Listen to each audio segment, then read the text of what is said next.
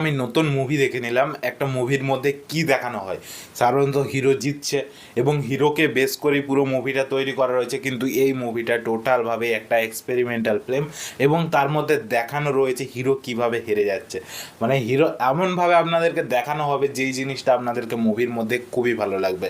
এবং এটা একটা মালায়ালাম ছবি এবং মালায়ালাম ছবির মধ্যে আপনারা জানবেন যেইভাবে মুভি তৈরি করা থাকে আপনারা হয়তো সেরকম মুভি এক্সপেক্টই করতে পারবেন না, এবং সেই জিনিসটাই দেখানো হয়েছে এই মুভির মধ্যে যেভাবে দেখানো রয়েছে যে সাধারণত কিছু সাধারণ ছেলে, একটা গ্যাং, তারা একটা পরীক্ষায় ফেল করে গেছে এবং পরীক্ষায় ফেল করার পরে তারা কি করবে সেই জিনিসটা আপনারা এখানে দেখতে পাবেন। এবং কি করবে তারা ভেবে ভেবে তারা সাধারণত ভর্তি হবে বক্সিং করতে, এবং বক্সিংয়ের মধ্যে ভর্তি হয়েও তাদের জীবনের সাধারণত লক্ষ্যটা তারা খুঁজে পাবে এবং কি করবে তারা সেইটা খুঁজে পাবে।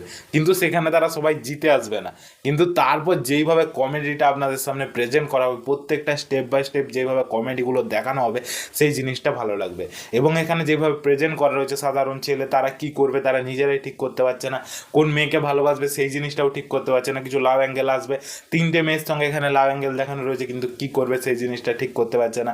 তাছাড়াও এখানে অনেক রকমভাবে প্রেজেন্ট করা রয়েছে, যে কিছু বক্তব্য দেওয়া হয়েছে যে ছেলে কি করবে সেই জিনিসটা না দেখে তাদের ওপর কিছু জোর করে চাপিয়ে দেওয়া যায় না, সেই জিনিসটাও আপনারা এখানে দেখতে পাবেন।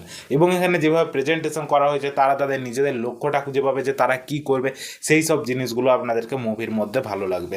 তো আমি বলবো আপনারা একবার হলেও যে দেখতে পারেন, একটা সিম্পল স্পোর্টস কমেডি মুভি একটা প্রেজেন্ট করা হয়েছে এবং এই মুভিটা সোনি লিভের মধ্যে অ্যাভেলেবেল আছে। আলা পূজার জিমখানা বলে মুভিটার নাম, যেটা প্রেমালুর হিরো এখানে সাধারণত হিরোর রোল প্লে করছে, এবং এখানে সে নিজেই হেরে যাবে আপনারা দেখতে পাবেন বক্সিং করতে করতে।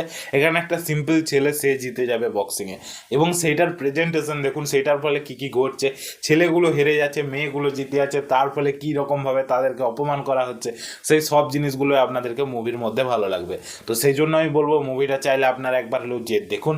যদি আমার ভিডিওটা পছন্দ হয় অবশ্যই এটা লাইক করে চ্যানেলটাকে সাবস্ক্রাইব করে দিন, কারণ এরকম ভিডিও আমার চ্যানেলে আসতে থাকে।